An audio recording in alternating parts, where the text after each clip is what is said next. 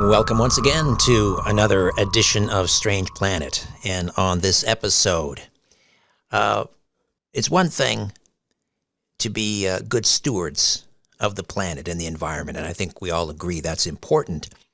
Um, and setting aside one day of the year, maybe Earth Day, to remind us about that, not necessarily a bad thing either.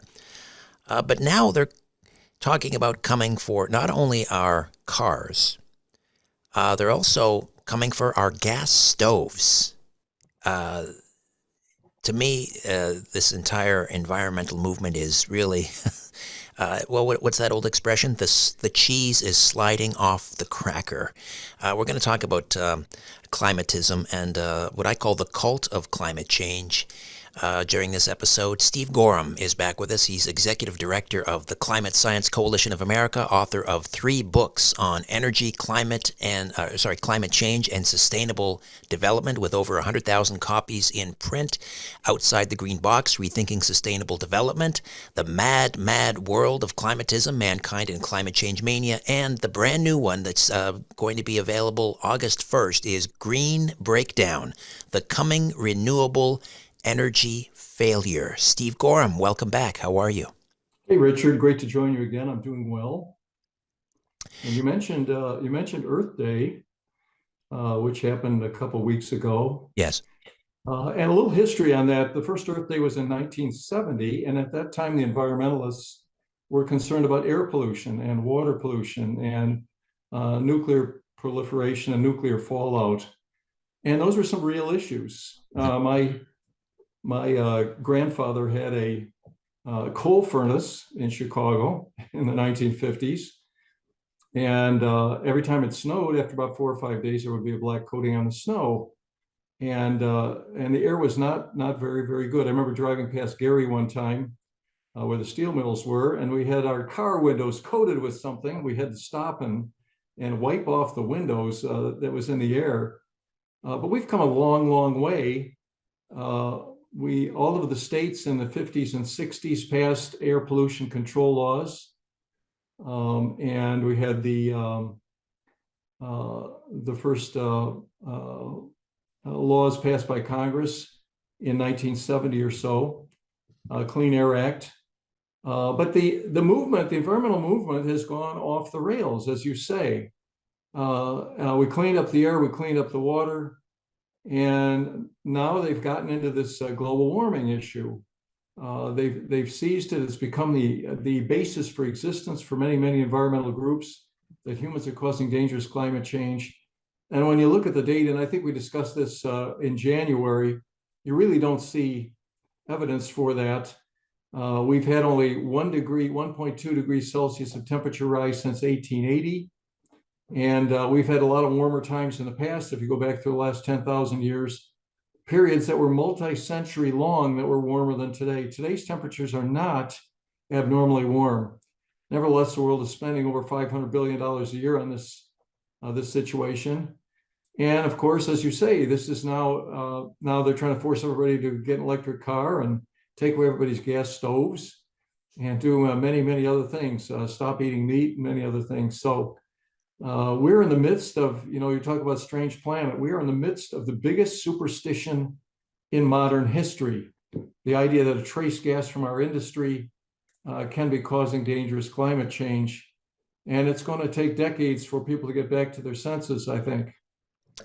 Um, the the idea that carbon dioxide, which is we call it the miracle molecule, it's responsible for life on this planet. Yep. That is, what is it, 3% of the atmosphere by volume, 3%? No, it's less than that. It's 4 molecules in every 10,000. Sorry, yes. It's about 0.04%, 0.4%, very, very small. Right, I And had you're it right, backwards. it is one of the 3 big: oxygen, water, and carbon dioxide are the molecules of life. They cause all plants and all animals on Earth to flourish. And without carbon dioxide, we would have a very different situation. So, yeah, I think you're right. It's 0.04% or something like that. And I had it backwards. Man's contribution to CO2, obviously the oceans are producing a lot of CO2 and so forth, but man's contribution to that 0.04% is what? Is it 3%? It's 3% of now point? my estimate is it's about 1 part in 20. Okay. If you look at what nature puts into the atmosphere every day, from the oceans, from the biosphere, from volcanoes and all the rest, every day nature puts about 20 times as much CO2 into the atmosphere as all of our industries and removes about the same amount. And so it's a very, very small portion. Nevertheless, computer modelers have been projecting, and others have been projecting, that this small change is causing dangerous problems. And what are we at? About 440 parts per million in terms of CO2 concentration right now, roughly? It's 0.04%. Yeah. So, Yeah, we're at about 420 parts per million. right. And So it's a historically, very, that's very pretty small low. number. Historically, Yeah. where is that in terms of the geological record? Well, actually, the geological record, I don't like to go back too far, but many geologists will tell you in Earth's distant past, we had 4,000 parts per million or 2,000. We're at about 420 today. And that was during ice ages as well. If you look at the temperature cycles of ice ages, you find they don't correlate very well with CO2. Usually temperature changed and then CO2 rose later. But we went through many, many periods with a lot higher levels of carbon dioxide, and the Earth flourished. We had plants all over. One of the reasons we have oil and gas in Alaska is, if you believe the theories about fossil fuels, we had plant life covering Alaska in those days when the planet was warmer and when we had very high levels of carbon dioxide. So the evidence doesn't really support the idea that CO2 is dangerous for the planet and that is causing dangerous warming. So, I read once where, these great big tanker ships that are several football fields long, and they burn, I mean, the grade of fuel they burn is pretty dirty. I mean, there's diesel and then there's like the bottom of the barrel. Yeah, So bunker fuel, they bunker call it. fuel. And I read that if you were to take just one of those tanker ships out of commission, I mean, it's the equivalent of, I don't know, like several million cars in terms of what they spew into the atmosphere. I And don't yet, know. I don't know if it's that high. The right. people have characterized that. I think ocean transportation is about 3 or 4% of all emissions. Airlines are roughly in there. Carbon dioxide emissions I'm talking about. But there are many other sources. All of our heavy industry is very heavy users of hydrocarbons, steel, cement, plastics, chemicals, fertilizer. So we use huge amounts of CO2. Again, small in global terms, small in what the Earth does every day, but huge in human terms, which is one of the reasons that these ideas for carbon capture and storage and for switching to hydrogen fuel just are really not feasible. But I guess the point I was going to get to was the idea of, buying our oil from Saudi Arabia or Venezuela and putting it on these tankers and sending Yeah, it across here when we have so much oil and gas here. For example, yeah, the recent announcements about big oil and gas discoveries in Alaska. It's just sitting in the ground. They want to keep it in the ground, this administration. yeah. That was great. Well, the discoveries have been known for some time, but I think they just approved the Willow project on the North Slope. The nice thing about this is now we can do this in a very environmental friendly way. They can set up a hydraulic fracturing pad, which is about as big as two soccer fields, not real big, and they can go out a couple miles around this pad under the surface of the earth at a depth of about 5,000 or 7,000 feet, and take oil from all of that area with horizontal drilling. And so the impact on the environment is going to be very, very small. And you also mentioned natural gas. I think they've approved an LNG facility on the Kenai Peninsula now, and the pipeline. And natural gas has become the latest world hot commodity. Last year we had prices skyrocket everywhere except the U.S. And now we're shipping liquefied natural gas all over the world. And from Alaska, they're going to be sending it to Japan and Korea and possibly China. And so that is really, really going to be good. The environmentalists really have been attacking natural gas. But if you look at the things that have reduced pollution in the last 40 or 50 years, natural gas is one of those that has a tremendous positive impact. All those coal furnaces in the United States were replaced by natural gas. We now have about 500 million users in a combination of US and Europe, Northern Hemisphere using natural gas. There's still 70 million homes in Europe that are burning wood. And wood puts off a lot of particles. You get indoor air pollution and you get other issues. When you put a natural gas furnace in place of that wood, particulate matter goes down by more than a factor of 100, close to a factor of 1,000.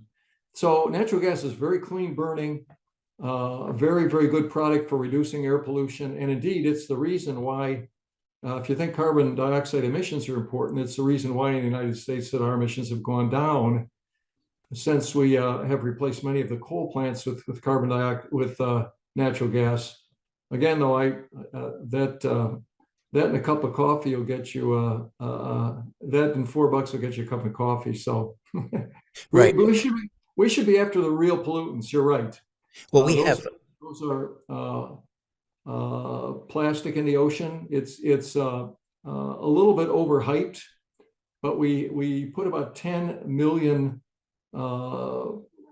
tons of plastic into the ocean every year. Most of that is from Asia, Africa, developing nations, very little from the US and Europe. There's about 100 million tons out there. And that's a problem to clean up. Also clean water around the world.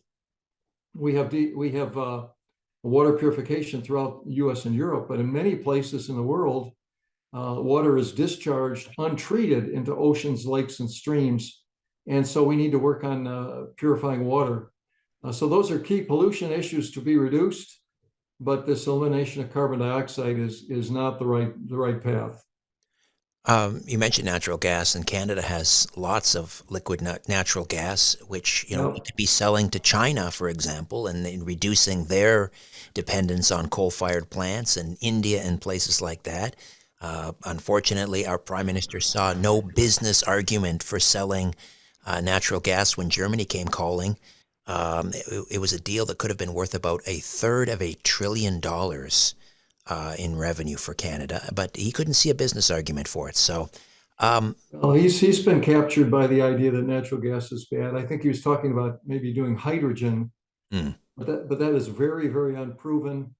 We can talk about that a little bit later, but it's expensive and it's hard to transport. Right. So the world, or a certain portion of it, seems to be stuck on this idea of going electric. And wind turbines and solar panels transformed into electrical energy. Talk to me about wind turbines. I know that now where is Greenpeace now? Where is Greta Thunberg now when they're talking about all of these Atlantic right whales dying off the United States eastern seaboard as a result of this giant wind turbine project? Yeah, it is an issue. A Canadian, what is his first name? Mr. Moore, founder of Greenpeace. Patrick Moore, yes. Pat, thank you. He just came out with a statement about a week ago saying that he does think that the sonar they're using to map the bottom of these areas where they're going to put in wind turbines is interfering with the whales, which use sonar themselves. And we've had a very high level of whales that are washing up in New Jersey and other places recently. Still a lot of speculation as to whether that is due to the wind turbine efforts, but there seemed to be a lot of evidence that this is a problem. So, and the other thing is we're 1 million birds a year in the United States and about the same number of bats who collide with wind turbines. And it's a big problem. Matter of fact, the U.S. Government has given an exemption to many wind turbine farms. Even if they kill eagles, if they kill protected species, They are not called to the carpet for doing that. There are drawbacks with every source of energy, and wind and solar. We can get into wind a little bit if you want. Wind has three big issues. The first is the land area that's required. A question for your listening audience is, which is more environmentally friendly? A power system that produces 1 unit of electrical power for 1 unit of land, or one that takes 100 units of land to produce 1 unit of power? And it seems obvious, but the answer is all the renewables require about 100 times more land than coal, natural gas, and nuclear. Wind is somewhere between 85 and 800 times as much land for wind systems. It's 50 to 850. The 50 is if you just count the towers and the concrete pads and the roads, but you build it over this wide area. And so that is issue number one with wind. The second, of course, is intermittency. When wind doesn't blow, you have to be backing up with other power plants. And there are some times when it just doesn't blow at all, particularly in winter. During the Texas blackout, they were only getting about between 5 and 10% of the rated output of the wind system. And then the third one is just the cost. In January, I think I sent you a chart on the top 12 wind states in the United States versus the national electricity average. And it's clear that electricity rates in the top wind states are rising faster than the national average. And that's in part because you have to build transmission out to remote locations. So wind tends to be first cover very large areas of land. Second, it's intermittent, so it can't do the job much of the year, including in the winter. And third, it's just raises electricity prices. There's the other issue too, in terms of, everyone talks about sustainability and so forth, but these huge behemoth towers, these wind turbines, I believe they only have an active life of about maybe 25, 30 years. And then what do you do with them? You gotta, you can't, they're very difficult to recycle. What do you do with these monstrosities? Yeah, nobody knows how to recycle them really right now. Iowa is having a lot of these need to be replaced. They don't have landfills that will take them or a way to chop them up. They send them to Nebraska to big landfills over there. They cart them off. Germany is chopping them up and burning them right now, a number of them. But it is a big problem. And as we get more and more of these wind turbines, we're going to have big landfill issues. Same thing with solar cells. Same thing with batteries from electric cars. Steve Goreham, we'll take a quick time out, come back, and continue to talk about the cult of climate change. Hi there. If you want to watch the rest of these episodes, please head over to my Rumble channel, Richard Syrett's Strange Planet.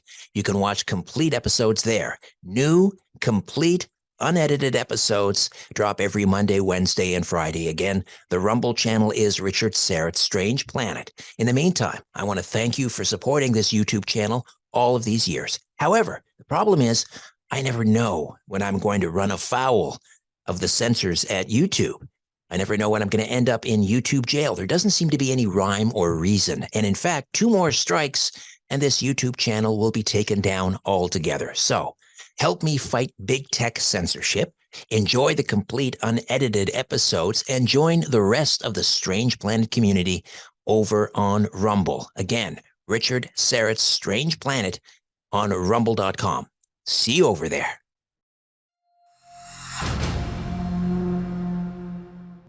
And welcome to another episode of Strange Planet. Thanks as always for sticking me in your ear. And if you want to go deeper into Strange Planet, you might want to consider becoming a premium subscriber.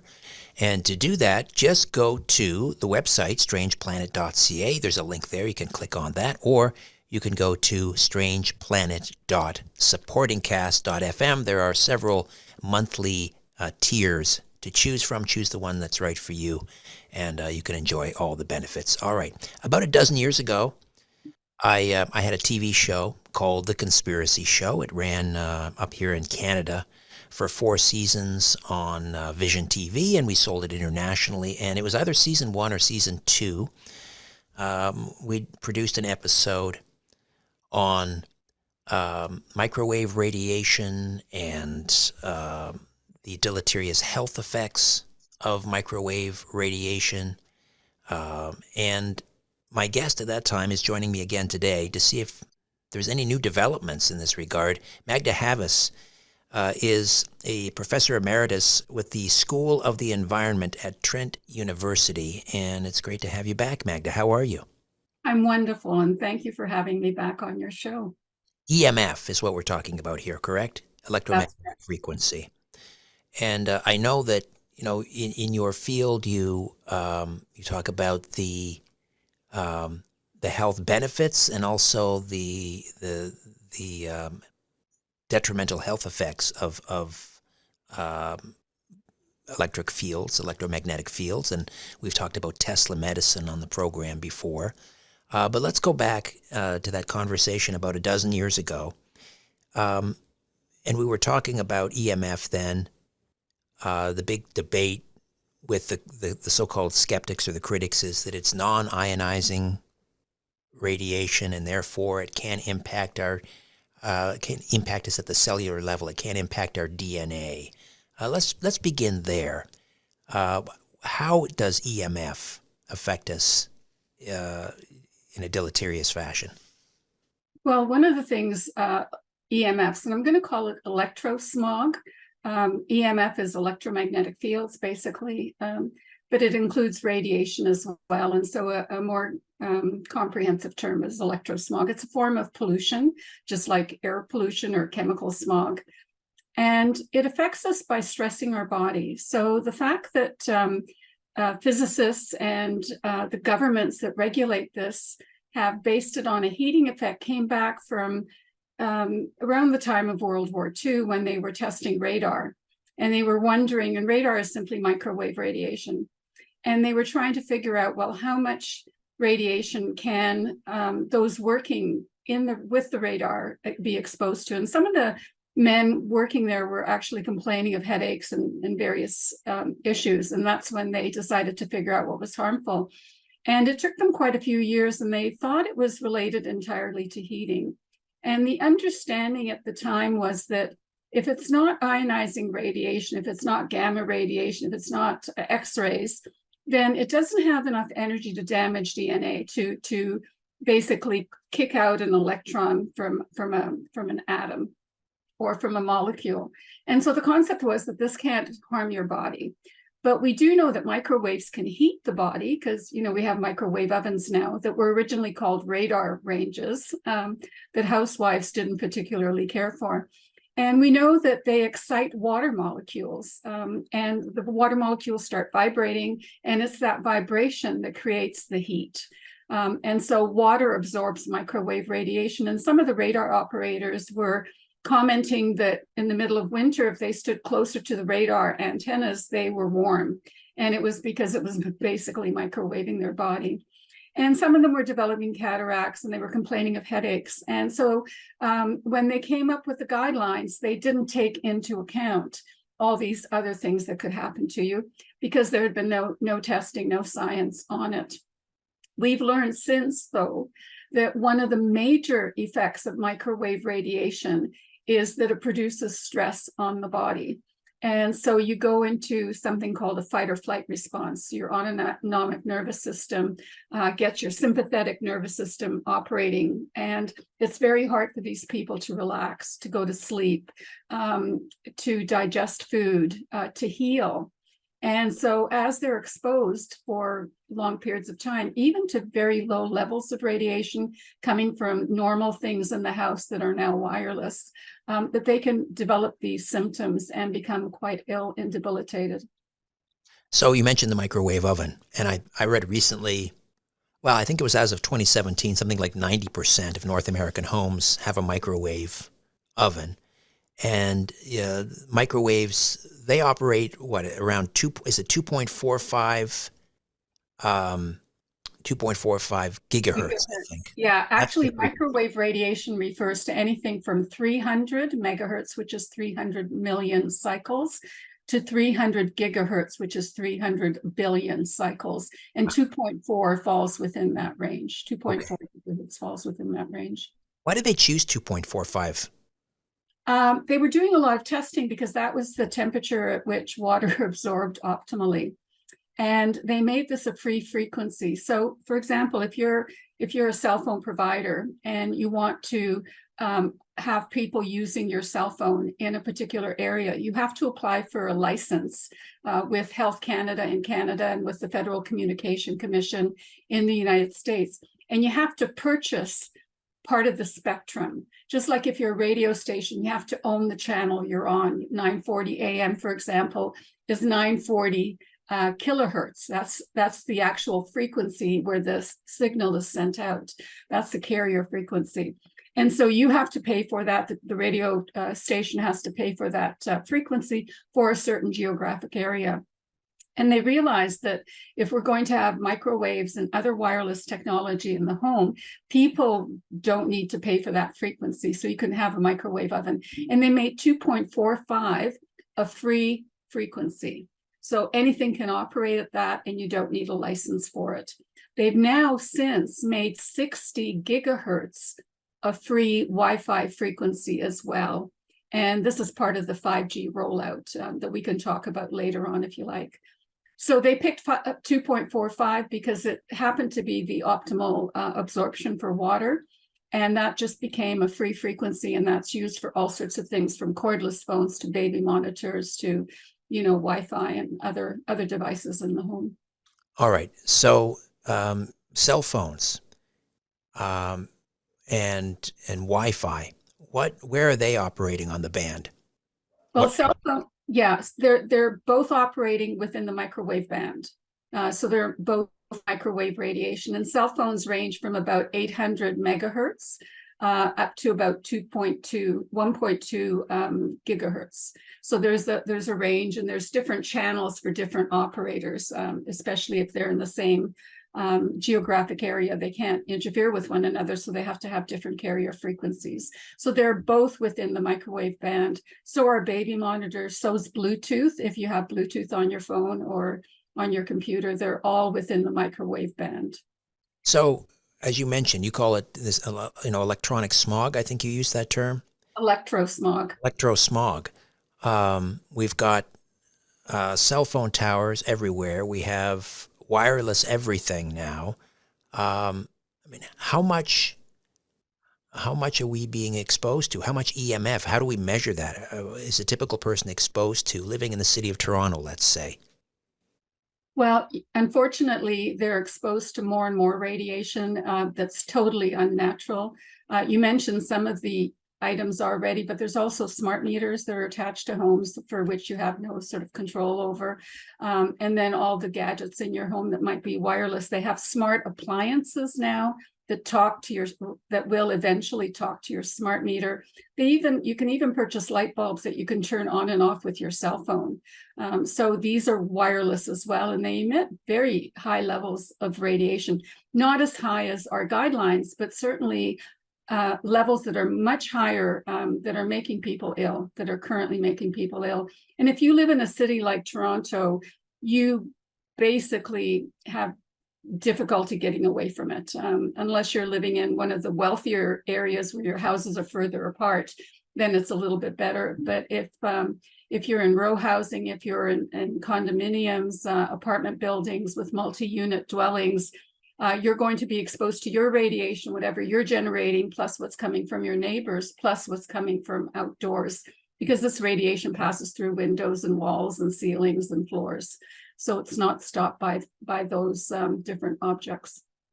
In Eastern Europe, they have a different view. They consider the threshold, or they say the threshold for our exposure to EMF should be much, much lower. How do they deal with it? Well, it's really interesting. You're right. Eastern Europe and Russia have virtually 1/100th of the exposure we have here in Canada as their guideline. And one of the reasons for that is when the United States was first testing microwaves radar, it was top secret. And they didn't release any of that information. And they were looking at it primarily from detecting enemy aircrafts. And then they were looking at it whether it could be used as a weapon, and it can be. When the Eastern Europeans and the Russians were first looking at microwaves, they were looking at it from a medical perspective. They were investigating whether or not you can use microwaves or radio frequency radiation, slightly lower levels than microwaves, whether you can use them for healing. You know, and they have a socialist system, so they have to pay for healthcare, and they wanted to keep the costs as low as possible. So they were doing research starting at the lower end to find out if we, increase this exposure, will it still be healthy? Will it still have the healing qualities?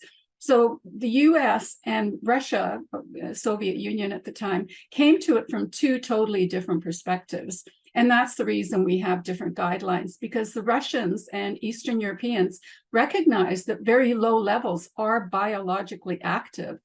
So does Health Canada, because they've approved certain devices that emit pulsed electromagnetic fields that have a beneficial biological effect that are well below the guidelines. But they seem to not be able to get their head around that you can have very harmful effects at slightly higher levels of exposure. And they've simply ignored that, all the beneficial effects, and just focus on the negative effects and from thermal radiation only. There are some scientists and researchers who are warning about in fact, I think we probably talked about this way back in 2011, 2012, about a future catastrophe, like what's the word I'm looking for? It just like brain cancers, like crazy numbers. An epidemic. Thank you. Epidemic of brain cancer because of cell phone use. Mm-hmm. We talked about it then. Where are we at now? Are we starting to see that? Well, actually, we are. There are now a few health inventories where they're monitoring the changes in brain tumors and other types of cancers. They do that in quite a few countries. The United States has some amazing statistics on that. So does a number of European countries. And one of the things that's beginning to show up now is that if you look at brain tumors overall, if you classify brain tumors just as one group, irrespective of where the tumor is, what type of tumor it is, then that curve is fairly flat. And it might even be sort of going slightly down because we're diagnosing brain tumors earlier and treating them. And so there are fewer people, in a sense, than there used to be before. However, when you hold a cell phone to your head, you're going to get the highest level of exposure right around your temple, and a little bit in your frontal lobe, which is where you do executive thinking, and a little bit at the base of your neck. So you're going to get half of your face with very high exposure. And by the time it gets to the other side of your head, the levels of exposure are much lower. So you've absorbed a lot of that radiation. And so if you look at tumors that are called ipsilateral tumors, these are tumors that are on the same side of your head that you hold a cell phone. So some people hold it next to their left ear because they're right-handed and they write. Other people use right ear, and some switch. But if you look at where people predominantly use their cell phones, and if you look at ipsilateral tumors rather than contralateral, which is the other side of your brain, they found that ipsilateral tumors are actually much more prevalent than contralateral tumors. That's one of the things they're finding. They're finding that tumors are occurring very close to the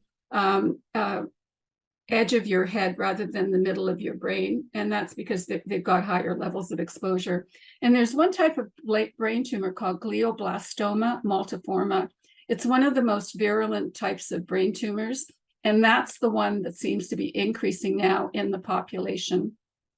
And it's increasing among younger and younger people. So in the past, brain tumors were something you got, eventually as you aged for a small percentage of the population. That percentage is now increasing, and it's a very deadly form of tumor. And if you were very young, under the age of 20, and when you first started using a cell phone, the risk of developing a tumor is now 4-fold higher with a cell phone than without. So young people No one should hold the cell phone to their head, but especially young people, because their brains are developing, they're growing, and they've got a lifetime ahead of them. And if they develop the cancer early on, then that's obviously going to have major effects on their wellness and on their health, if not on their life. Can we lessen the risk just by holding the cell phone, and putting it on speakerphone, or are we so radiated from this electrosmog that it really doesn't make a difference at this point? Well, it actually does make a difference. So when you're dealing with electromagnetic radiation, one of the things you learn in physics, and this still applies, this is one of the laws of physics, is that the radiation decreases exponentially. So even if you move it just a few centimeters away from your head, you're reducing your exposure by more than 50%. And obviously, the further away you hold it, the less your exposure is going to be. And so using speakerphone is probably the best way to speak on your cell phone, especially if you put your cell phone down and you're not even holding it in your hand. Obviously, your hand isn't as sensitive as your brain tissue is, but even there, you don't want to be exposed to this radiation. So distance when it comes to a cell phone can be huge in reducing your exposure. So there's a lot that people can do just by minimizing the distance or maximizing the distance and minimizing the amount of time you spend with wireless technology. Magda, we'll take a time out, come back and discuss further.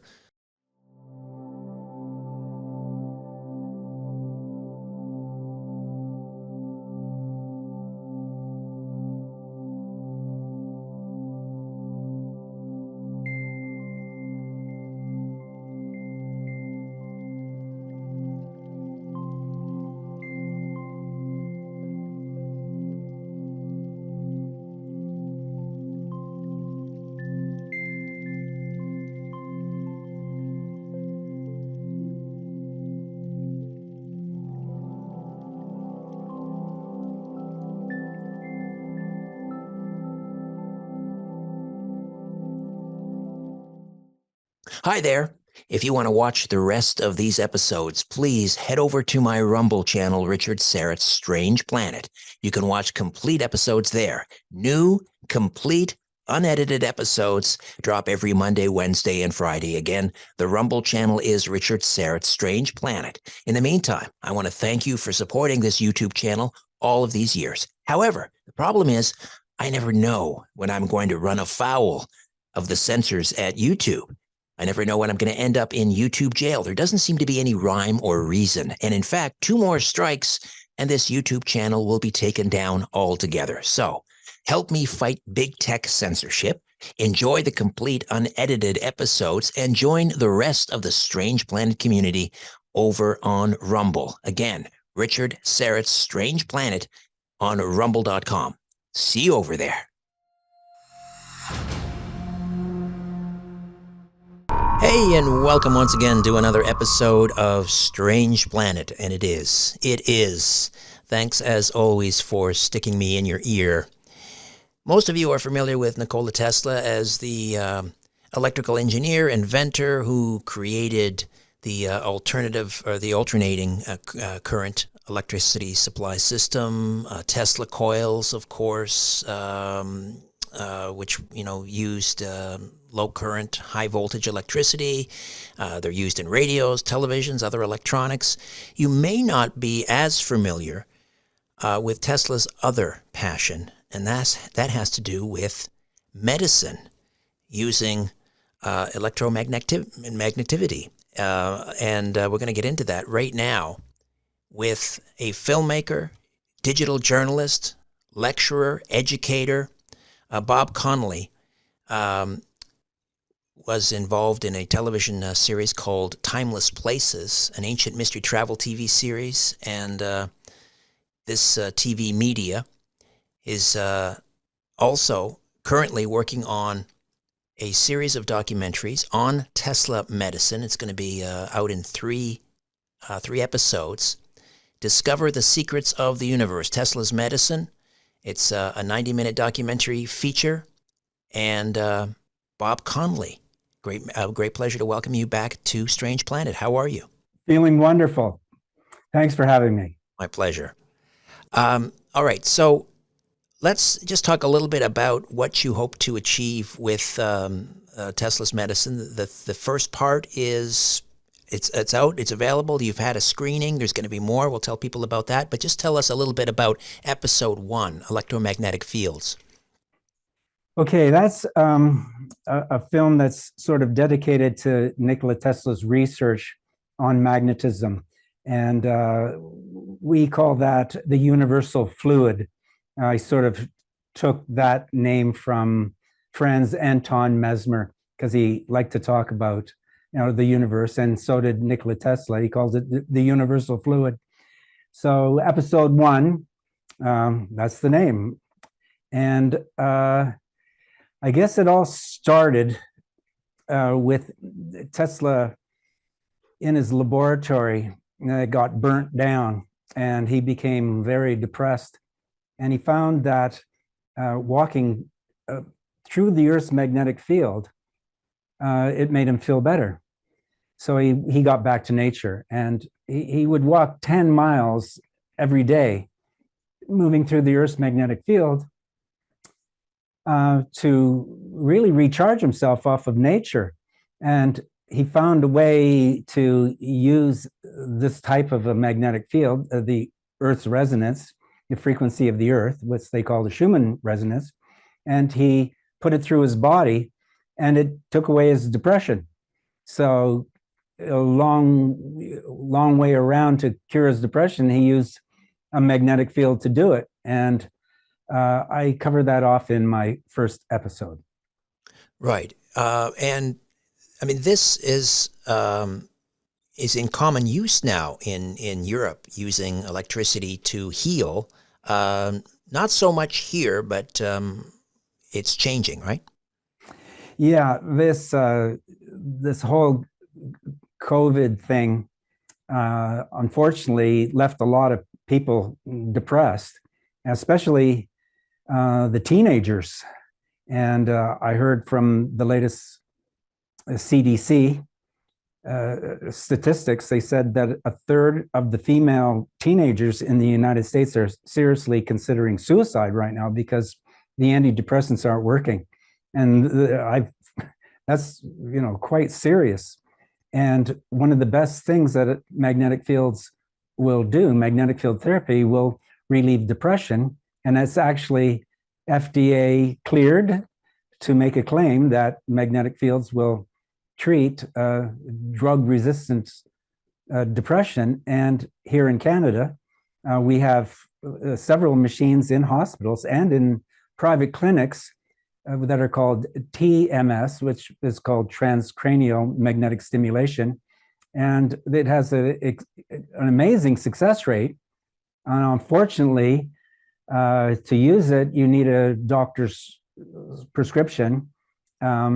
They usually put you on tranquilizers, and that doesn't work, and they move you up to an antidepressant. And unfortunately, most doctors don't know that this technology even exists because they don't teach it in medical school. So this is sort of ongoing, continuing course curriculum that you would take, and then you would learn about this and refer your patients to have this type of therapy. So just give us a sense of how this technology works. He was using what, oscillators? Yes. So basically, you're using an alternating current magnetic field. So he was very famous for, he didn't invent alternating current electricity, but he invented the alternating current distribution system of stepping up the transformers and down, winding the motors. And it's been discovered if you are putting a very low frequency that's alternating or pulsing, turning on and off, around anywhere between 2 to 10 cycles per second, which is called hertz. And you put a very strong magnetic field up to the head to do that. It has a very, very wonderful success rate of bringing you out of a depression. And I came through that system because I was depressed and nobody could tell me what was wrong with me. And somebody suggested that I try magnetic field therapy. And when I did, after 3 days of it, 6 years of depression just went away so quick. I was like a miracle. And I felt that it's time to bring this information out because of the crisis situation that we're really faced with, depression at the moment. Didn't Tesla plan on putting these Tesla coils? They would have been, flat Tesla coils, like inside the walls of schools. Okay, yeah. Well, I guess this is a good time to sort of bring out my my set right here. So we've got a flat spiral Tesla coil. This is where Nikola Tesla actually got a patent for that, a spiral coil of wire. Yes. And then he's got a cylinder coil. It's down here. Right. And so there's two types of coil. This is called a Tesla coil, and this is a Tesla coil. So this is a round cylinder it'll make a field. But this flat coil, it generates a very, very powerful field. And he was using this in his laboratory to demonstrations. So this is a scene from my film where I have a Nikola Tesla lookalike, and he works and demonstrates all his machine, and he delivers his interview from here. So I put myself into the set. So your audience that has seeing this on YouTube will be able to see the set. And he also invented ultraviolet light too, and this is the type of lighting that he invented, and that's episode 2, Right. like that. So these coils, they put these in the walls of classrooms, and it was in the Netherlands, and they found that the kids were they were amazingly healthy, and they became smarter, and they already did that study, and it was I think about 1912. They were going to do this in New York City and to do a test to confirm the one that was done in Europe. It was a front page newspaper, New York Times, and that caused a lot of controversy. So you never really find out if they actually did it or not, but that's when the magnetic field therapy sort of took off and blew up because Tesla was promoting it very worldwide, I would say. Right. I mean, in the 1920s, that was all the rage, right? Magnetic healing, and I mean, how many was that like a common appliance in everyone's home? They had a Tesla coil. It was interesting how it started because Tesla started the Tesla Electrotherapeutic Company with $200,000 of startup money, which was the same amount of money that J.P. Morgan gave to him to do wireless telephones on Long Island. Wireless electricity. Wireless electricity. Yeah. He went to Morgan and he says, I will give you not Western Union teletype. I will give you a telephone that's wireless. And telephone that's wireless is wireless electricity. He never really intended to broadcast huge amounts of power from Long Island. He was just wanted to demonstrate that he could broadcast telephones, which would be, what Marconi took and made radio to the world. That's not talked about a lot. And from that technology of the Tesla Electrotherapeutic Company in the factory that he built to do wireless telephone, which would be wireless electricity, he started experimenting on using the Tesla coils that would step up the frequency to broadcast this electricity. He found there was a healing effect just by being around it. Not too much. There was a magic, a dose, a frequency. And he started commercializing this.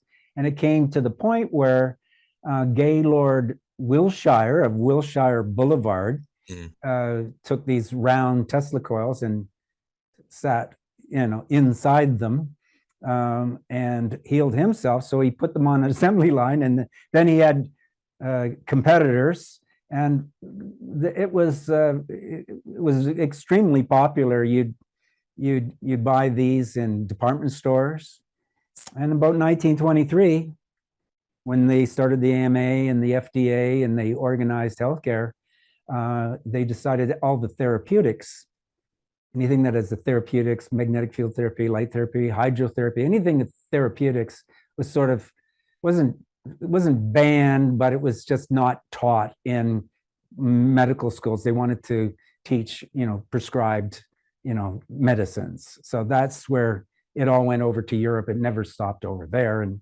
gradually it's worked its way to Switzerland. And now we have it, today as privatized healthcare, and it's now available to the public to use again. Bob Connolly is with us. We're talking about Tesla's medicine. And the first episode is titled The Universal Fluid.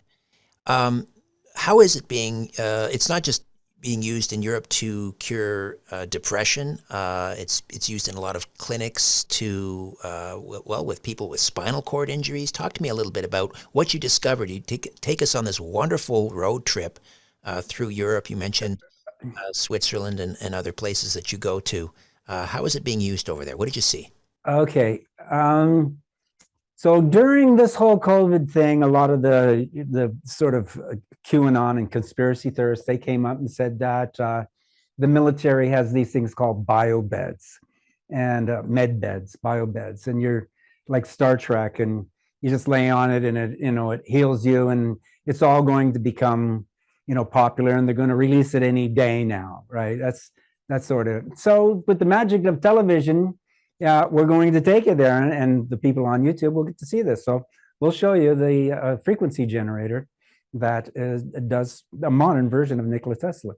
All right. There we are. So this is a mass frequency generator. This is one of the more modern ones. It does from 1 hertz to 10,000 hertz, and it's got about 20 different shapes of complex waveforms. This is the generator that would generate the Tesla coils that could be in a pillow or a mat. So let's take the world from the old Tesla up to the new Tesla's medicine, which would be like the biobed of Star Trek. Wow. And here it is. And here we have a modern clinic, which you describe, and this, you could kind of consider this could be a very advanced clinic in Switzerland.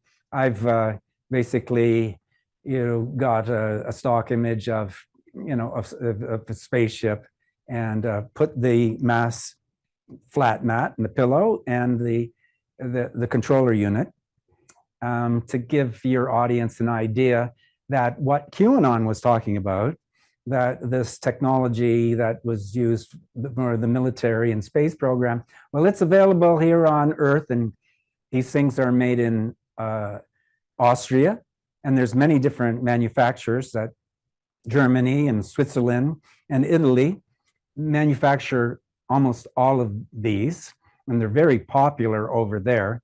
And Health Canada, luckily for us Canadians, that Health Canada started licensing these machines. They allow you to make claims that it'll reduce inflammation. So yeah, anybody that's got heart problems with inflammation, you're allowed to say these things will treat inflammation. And they improve microcirculation.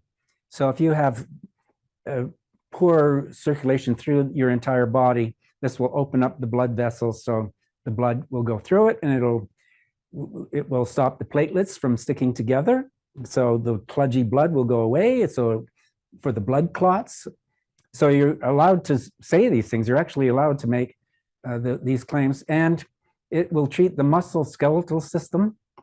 So if you have bones that are not mending or osteoporosis type bones, it does a very good job on that. So those three things. So legally allowed to make claims in Canada, improves microcirculation, reduces inflammation, and treats muscle skeletal disorders. You just can't say it treats arthritis. Right. You can't actually say a disease is sort of all encompassing. So just those three things, it sort of like does almost everything. Yeah, inflammation covers a lot of ground, and so does, improving microcirculation. And so it's now approved by Health Canada. In the U.S., the FDA allows you to say that it can be used, or you can use it to treat depression. Yes. So how they've done in the FDA is that about 10 years ago, they allowed transcranial magnetic field therapy to be used if you fail a couple of drugs. And that's just the coil to the head, and that's a licensed machine, and they already did the studies on it. So it's FDA cleared to make the claim of depression. And they have another machine that if you break a bone and it doesn't mend after 90 days, it's called a non-union bone fracture, then you can use magnetic field therapy of a machine that's FDA cleared to make that claim. However, the blessing of the FDA, like this, is that we are in a very strange time right now, because they held out a lot of these types of machines even from coming in to the United States. And this particular machine, the MAS, it's actually FDA registered, but you can't make any claims of it. And they actually don't want you to make any claims, because if you make a claim, you have to prove that it actually works. So the FDA has developed a new category of wellness machines. And if it helps you to not your body to degenerate into a chronic condition, if this machine will stop you from generating, a disease that will turn into a chronic condition, then you can bring this in as a wellness device. You just can't make any specific claims of a disease. Where in Canada, they want you to register and have the devices that the government will give you a license. And so when you sell the machine, the Health Canada makes a percentage of it. But in the United States, they don't want a percentage of it, just don't make a claim. If you want to make a claim, you have to put it through the test, and you have to give the FDA a percentage of it. So none of the companies are making claims, and that's sort of, it's good because we can start using these machines in the United States and in Canada, which is extremely good. Yes. They're not banning the machines anymore. But unfortunately, because you can't make any claims, it's hard to really tell the audience that they actually do something that to treat a certain particular disease, why somebody would want to buy it. Right. So that's where my movie comes in. Exactly. So, People can do that's their own research, and a great place to start would be with this documentary. It's the first part is now out, and it's Tesla's Medicine. Part 1 is, or episode 1, the universal fluid. Let's take a time out. We'll come back, and we'll discuss more about that. And we're going to get around to talking about, well, it was Tesla's favorite food. It happens to be one of mine as well. But wait till you hear about this technology and how it is affecting honey and bee populations. Stay with us. Hi there. If you want to watch the rest of these episodes, please head over to my Rumble channel, Richard Syrett's Strange Planet. You can watch complete episodes there. New, complete, unedited episodes drop every Monday, Wednesday, and Friday. Again, the Rumble channel is Richard Syrett's Strange Planet. In the meantime, I want to thank you for supporting this YouTube channel all of these years. However, the problem is I never know when I'm going to run afoul of the censors at YouTube. I never know when I'm going to end up in YouTube jail. There doesn't seem to be any rhyme or reason. And in fact, 2 more strikes and this YouTube channel will be taken down altogether. So help me fight big tech censorship, enjoy the complete unedited episodes, and join the rest of the Strange Planet community over on Rumble. Again, Richard Syrett's Strange Planet on rumble.com. See you over there.